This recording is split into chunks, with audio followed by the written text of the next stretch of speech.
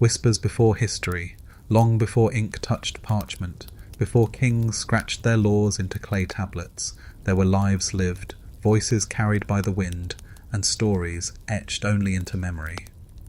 We call it prehistory, that vast expanse of time before writing began, but the word itself feels misleading, as if nothing of importance happened until someone picked up a stylus.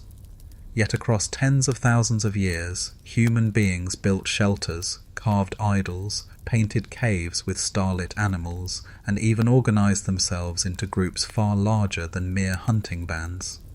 Our story begins here, in those faint but enduring whispers before history. Mainstream archaeology marks the threshold of history at around 5,000 years ago, with Sumer and Egypt emerging from the mists.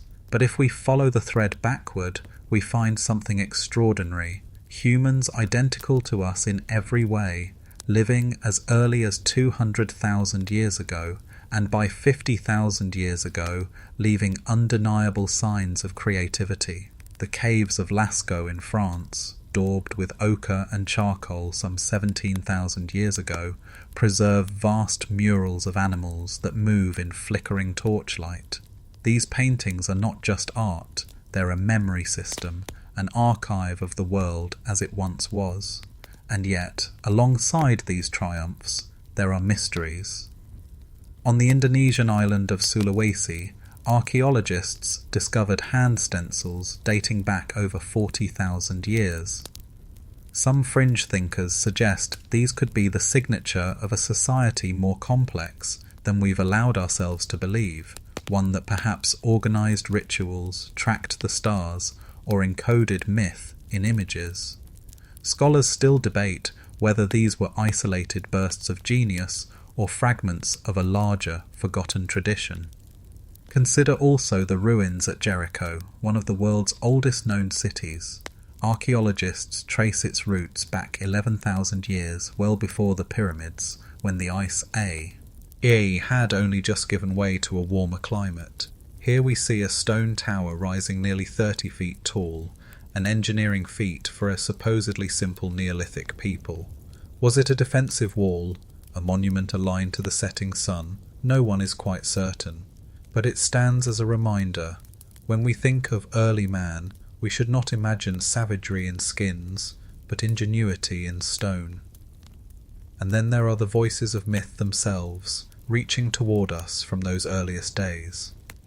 The Sumerians spoke of kings who ruled before the flood, men who reigned for impossibly long spans, their lives measured not in decades but millennia. Later traditions would echo this. Giants, sages, builders of a golden age, all swept away by waters. Scholars still debate whether such myths are pure invention, or if they are distorted memories of real events, compressed and reshaped by time.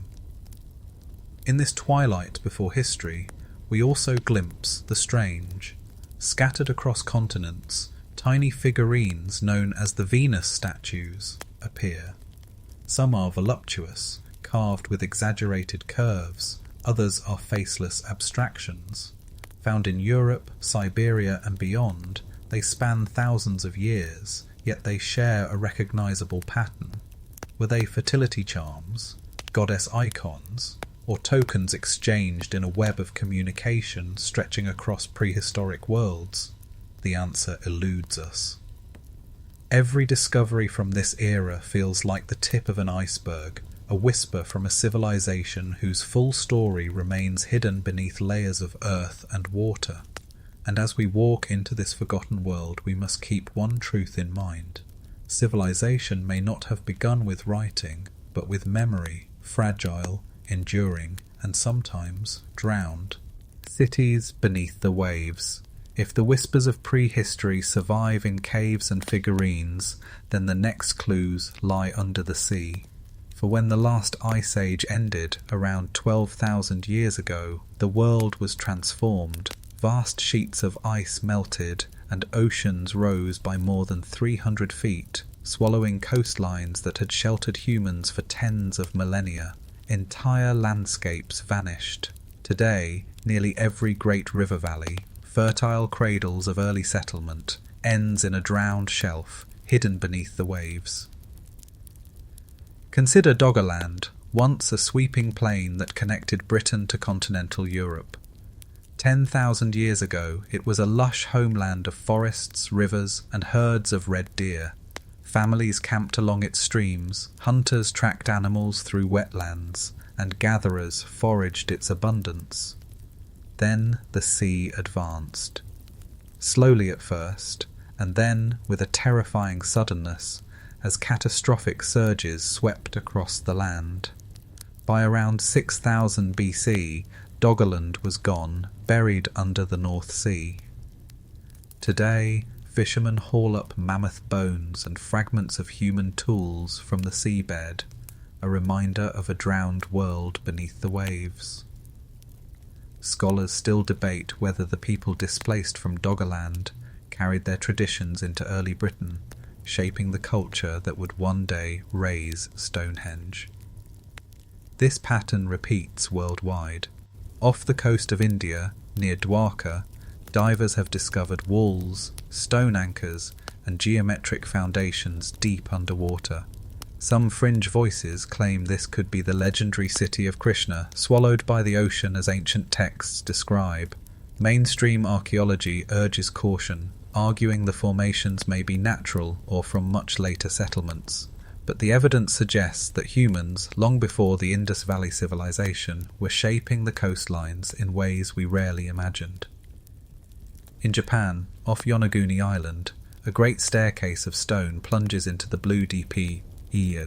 There's vast terraces, sharp angles, and what looks like a stepped pyramid have inspired speculation for decades. Is this the handiwork of a forgotten culture, a civilization erased by the flood? Or are we seeing the work of tectonic uplift, nature carving its own strange architecture? Scholars still debate whether Yonaguni is proof of human hands or the art of the sea itself. And then there are the Black Sea coasts. Around 7,600 years ago, rising Mediterranean waters burst through the Bosporus Strait, flooding what had once been a fertile freshwater basin. Villages along its shores were drowned, their inhabitants forced to flee uphill. Some scientists propose that this very event inspired the great flood myths of Mesopotamia and the Bible. Imagine generations watching the sea creep closer, only for one day's surge to swallow their homes forever. The sea itself became the storyteller. Even stranger are the tales that cling to these drowned landscapes. Plato, writing in the 4th century BC, told of Atlantis, a great island civilization lost to the sea in a single day and night of catastrophe. Mainstream historians see it as allegory, a philosophical parable about hubris and decline.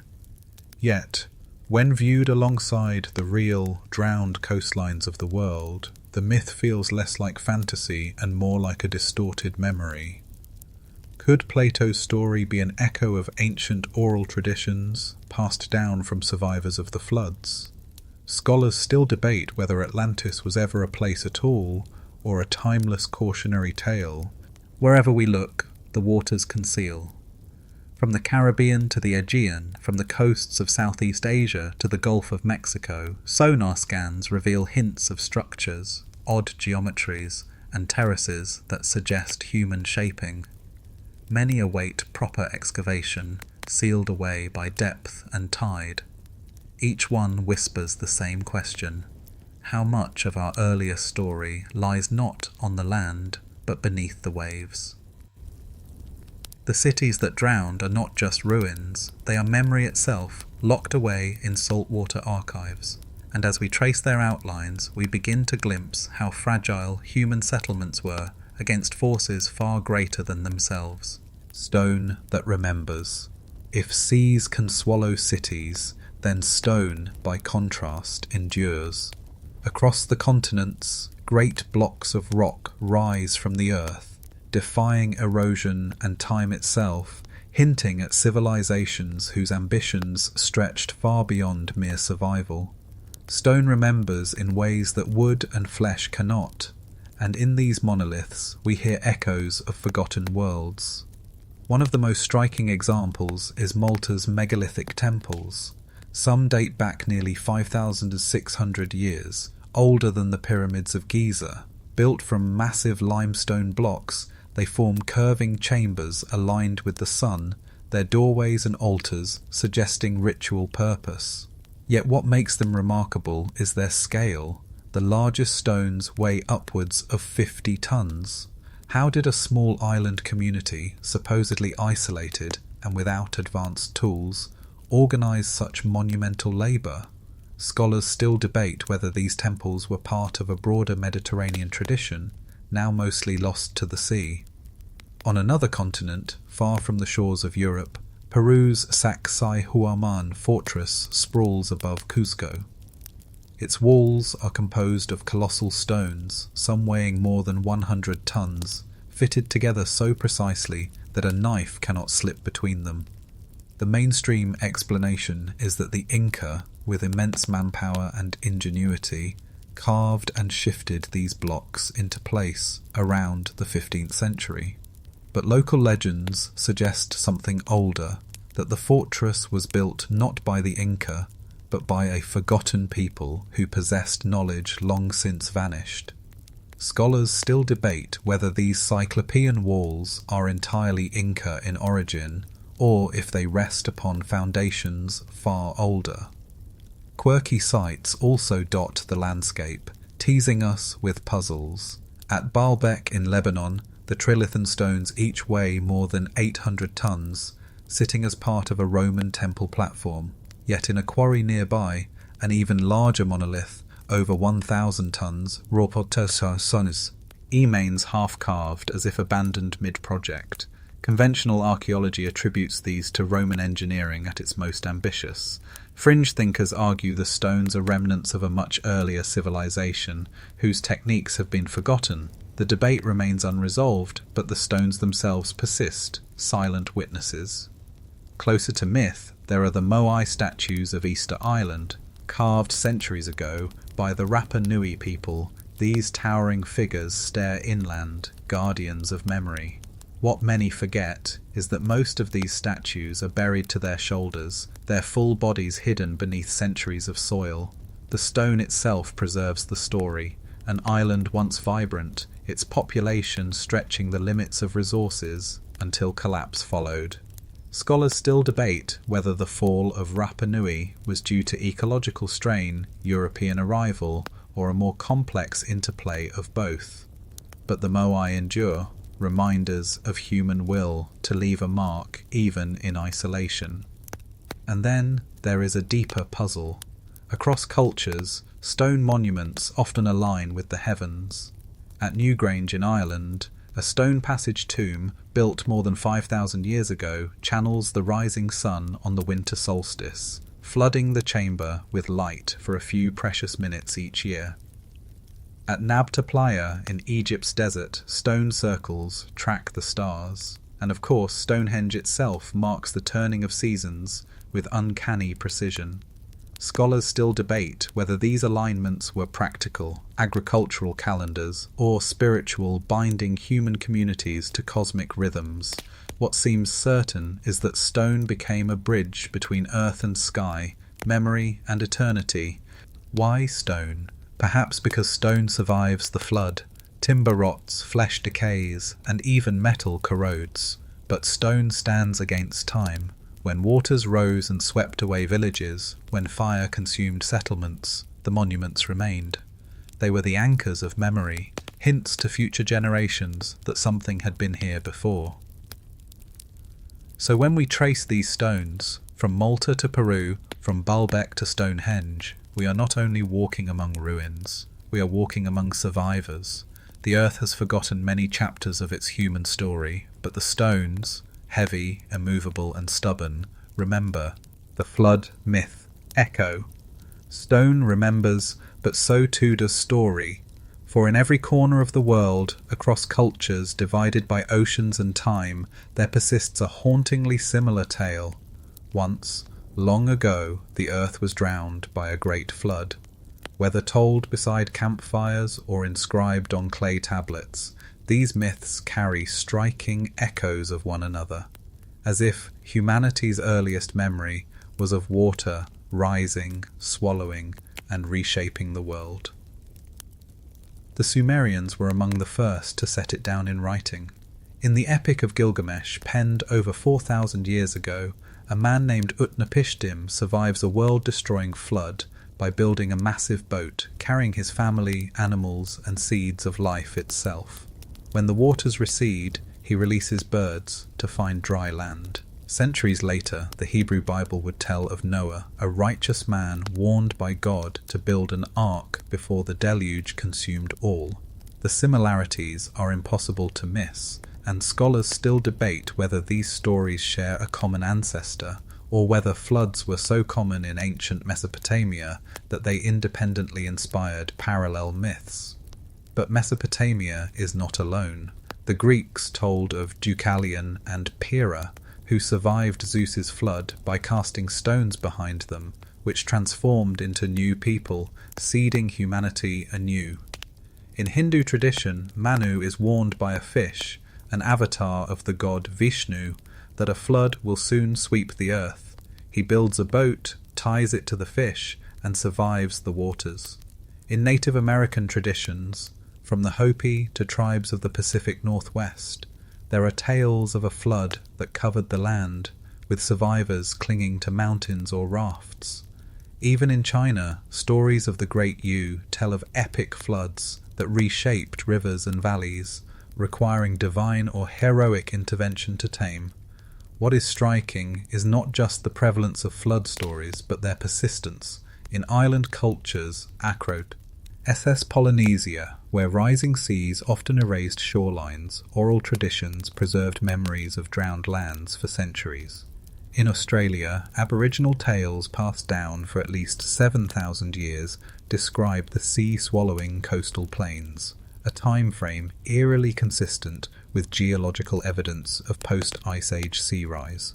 Scholars still debate whether such oral traditions can truly preserve accurate memories for thousands of years, or whether the resonance of floods makes them an enduring metaphor for loss and renewal. The quirky details of these myths add texture. In one Babylonian version, the flood hero is told to coat his boat in pitch and bitumen, a detail so specific that it mirrors real Mesopotamian shipbuilding practices. In Hawaii, the story tells of Nu'u, who builds a great canoe and rides the waters to the peak of Mauna Kea, only to be greeted by a rainbow.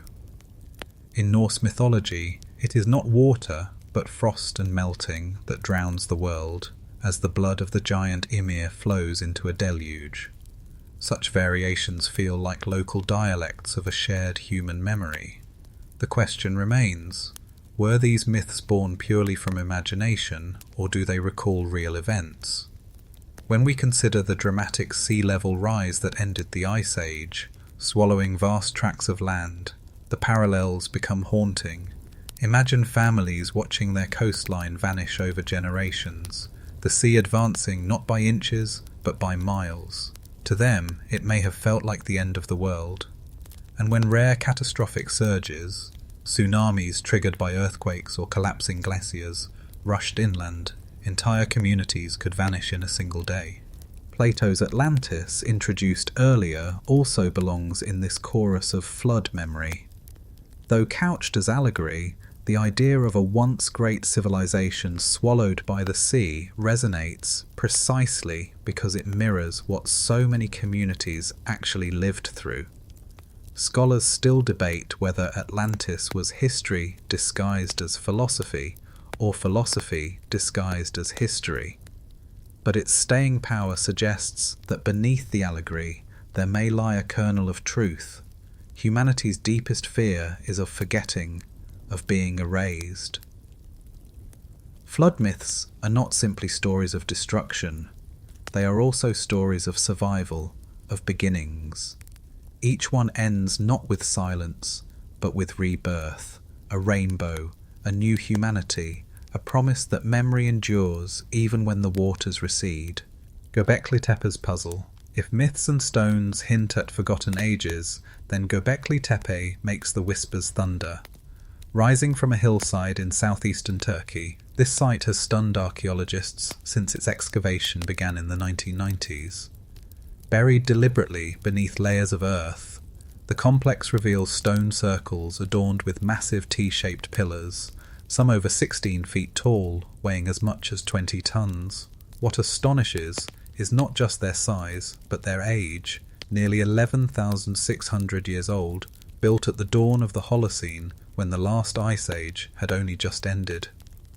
Mainstream history once told us that farming came first and then temples followed, that only after planting crops and settling down could humans build monumental structures. Göbekli Tepe turns this logic upside down. Here was a sacred site built by hunter-gatherers, people who, supposedly, lacked the organization and surplus needed for such work. Scholars still debate whether this means religion, or perhaps shared ritual, was the very force that birthed civilization, uniting groups in purpose long before the plough. The carvings on Göbekli Tepe's stones deepen the mystery. Foxes, vultures, scorpions, wild boars, all etched in striking detail. Some pillars show headless human figures, their meaning unclear, perhaps symbolic of death, rebirth, or initiation. One carving, nicknamed the Vulture Stone, has drawn particular fascination. Some researchers argue it depicts an astronomical event, possibly a comet strike around 10,900 BC, which coincides with the onset of the Younger Dryas, a sudden return to glacial cold. If true, Göbekli Tepe might be not only a temple, but also a cosmic archive, recording catastrophe in stone. Scholars still debate whether these symbols are celestial codes, or simply animal totems of a hunting people. Quirky theories abound. Fringe thinkers have suggested Göbekli Tepe was a school of astronomy, a first observatory aligned with the stars, or even a surviving remnant of a lost civilization swept away by the flood. Others wonder if the builders were survivors themselves, preserving memory through ritual architecture. Mainstream scholars push back, pointing out that the labour could have been achieved by rotating groups of seasonal hunters gathering for ritual feasts. Yet the site resists neat categorization. It is too early, too grand, too deliberate. Even more curious is the fact that Göbekli Tepe was intentionally buried around 8000 BC. The stone enclosures were filled in with debris, as if the builders sought to seal them from the future. Why? Was it a ceremonial closure, a cultural shift as agriculture began to take root in the surrounding Fertile Crescent? Or was it an act of preservation, a way of safeguarding sacred memory against some looming threat? Scholars still debate whether the burial was an ending or a message intended for us millennia later. The site also ripples outward in implication. Nearby, early farmers were beginning to domesticate wheat and herd animals. Could Göbekli Tepe have been the magnet that drew disparate tribes together, a sacred centre that spurred cooperation and, inadvertently, agriculture itself? If so, then perhaps civilization was not born from necessity, but from belief, from the human impulse to gather, to remember, to honour forces greater than ourselves. When we stand among Göbekli Tepe's pillars, it is hard not to feel the weight of something older than history. These stones predate writing, the wheel, even pottery in many regions. And yet they whisper of order, vision, and a world-view that saw meaning written into the cosmos itself. The flood myths may tell of destruction, but here, on a Turkish hillside, we see creation, human hands shaping permanence out of stone just as the waters of the Ice Age were receding. Göbekli Tepe is more than an archaeological site. It is a puzzle box, a reminder that the story of civilization is not a straight line, but a labyrinth of forgotten turns. And somewhere within its buried rings lies the unsettling suggestion. Perhaps our ancestors remembered more than we give them credit for. The Black Sea unveiling. If Göbekli Tepe is a riddle in stone, then the Black Sea is a riddle in water. For beneath its dark waves lies one of the most tantalizing flood stories in science, a drama written not in myth or scripture, but in geology itself. Around 7,600 years ago, as the Ice Age waned and glaciers melted, the Mediterranean Sea surged northward, breaking through the Bosporus Strait with cataclysmic force. What had once been a vast freshwater lake suddenly transformed into a saltwater sea, drowning fertile plains and scattering the people who had called its shores home. The mainstream narrative comes from marine geologists William Ryan and Walter Pittman, who in the 1990s proposed the so-called Black Sea deluge hypothesis. According to their research, the rising Mediterranean may have poured into the lower Black Sea basin with the force of hundreds of Niagara Falls. Villages, farms, and camps were swept away in days. Generations who had cultivated the valleys fled uphill, abandoning their homes to the waves. Scholars still debate whether the flood was truly so sudden and catastrophic, or a slower, more gradual rising of waters. Underwater expeditions have added fuel to the mystery. Off the coast of Bulgaria and Turkey, sonar has revealed terraces, submerged riverbeds, and even the remnants of wooden structures now lying more than 300 feet beneath the surface. In 2000, famed explorer Robert Ballard, who had discovered the Titanic, found evidence of ancient shorelines and human habitation below the waves. Stone, tools, and hearth remains suggested that a once thriving world lay hidden under the Black Sea's surface. And then there are the quirks.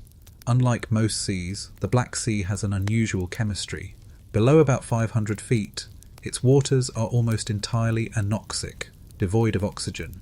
This means that organic material, including wood and even ships, can remain preserved for millennia. Indeed, in recent years marine archaeologists have discovered astonishingly intact shipwrecks, their masts and ropes still in place, dating back more than 2,000 years. If entire ships can survive, might the ruins of far older settlements, perhaps from before the flood, still await discovery in its depths? Scholars still debate whether these oxygen-starved waters conceal one of prehistory's most important archives. The Black Sea flood hypothesis also weaves intriguingly with memory. Could this event, with its sudden and dramatic transformation, have been the seed of the flood myths that echo through Mesopotamia, the Bible, and beyond? The timing is tantalizing. Just as oral traditions were forming, just as farming villages were spreading through the Fertile Crescent, a flood of unparalleled scale reshaped the land. Survivors may have carried the tale with them as they migrated, planting the memory of deluge in stories that outlasted generations. Fringe thinkers push further.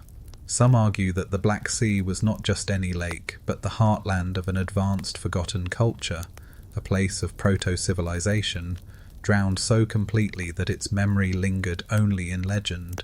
Others suggest that it was here, on these fertile plains, that agriculture itself first flourished before being driven outward by the flood. Mainstream scholars urge caution, pointing out that while the flood was real, the leap to lost civilizations requires more evidence. Yet the allure remains strong, water conceals, and our imaginations fill the void. The image is vivid. Imagine standing on a valley plain in 5600 BC, tending crops near the water's edge. The ground shakes, a roar like endless thunder grows, and then the sea arrives. Not in a gentle lapping, but in a wall of rushing salt water, overwhelming rivers, fields, and villages. To those who survived, how else could it be explained except as divine wrath, or the end of the world? The Black Sea remains an unfinished story. With each new sonar scan and submersible dive, we edge closer to uncovering what lies beneath. Yet the questions endure. Was this truly the great deluge of legend, or merely one of many floods that scarred humanity's past? Scholars still debate, but the dark waters hold their silence, keeping their secrets for those willing to look deeper. Memory in myth and map. If the Black Sea shows us how floods might be remembered in story, then old maps and oral traditions reveal how memory itself can be carried across ages. For while archaeology and geology dig into soil and seabed, there are other archives, fragile, human-made, handed from one generation to the next, that hint at worlds lost before history began. One of the most intriguing is the Piri Reis map, drawn in 1513 by an Ottoman admiral. On the surviving fragment, South America's coastline is sketched with surprising accuracy, but what fascinates fringe theorists is the southern portion, which some claim depicts an ice-free Antarctica, thousands of years before modern exploration. Mainstream cartographers counter that the southern features are distorted copies of South America or mythical lands scribbled by sailors. Scholars still debate whether the Piri Reis map preserves fragments of older, lost charts, perhaps compiled from ancient sources, or whether it is simply a patchwork of known coastlines and sailors' tales. Oral traditions, too, act like maps of memory. In Australia, Aboriginal stories tell of shorelines and islands swallowed by the sea, tales passed down for at least 7,000 years. When matched against geological data, many of these accounts align with the true post-Ice Age flooding of coastal plains. This raises a profound possibility that human memory transmitted through story can span millennia, an archive not of paper or stone, but of voice. Scholars still debate whether oral traditions can maintain such accuracy, or whether coincidence gives them their eerie resonance.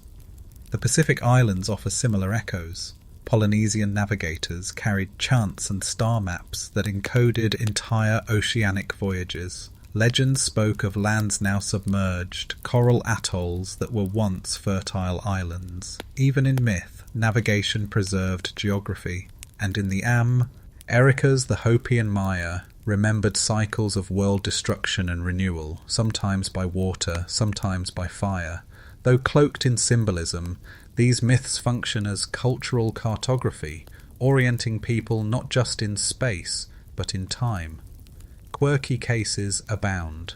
The Zeno map, created in the 16th century, shows Greenland without its icy cloak and details strange northern islands. Some enthusiasts claim it proves ancient seafarers charted lands during a warmer epoch. Others see it as medieval imagination, full of scribal errors. Yet it fits a pattern. Maps that seem to know more than their time should allow. More grounded, but no less fascinating, is the work of Greek historian Herodotus, who in the 5th century BC described Egyptian priests showing him records of floods and cycles stretching back 11,000 years, well beyond what most historians are comfortable with. Was this exaggeration, mistranslation, or a glimpse of a longer memory preserved in temple walls? Scholars still debate, but the possibility lingers that fragments of deep time filtered into the records of later civilizations. Memory, after all, is not always precise. Like coastlines on a worn chart, it shifts, smudges, and bends. Yet within the distortions, truths can linger. Myths of floods, maps of vanished lands, stories of stars and islands all form a chorus, suggesting that people once lived in worlds erased by water and time.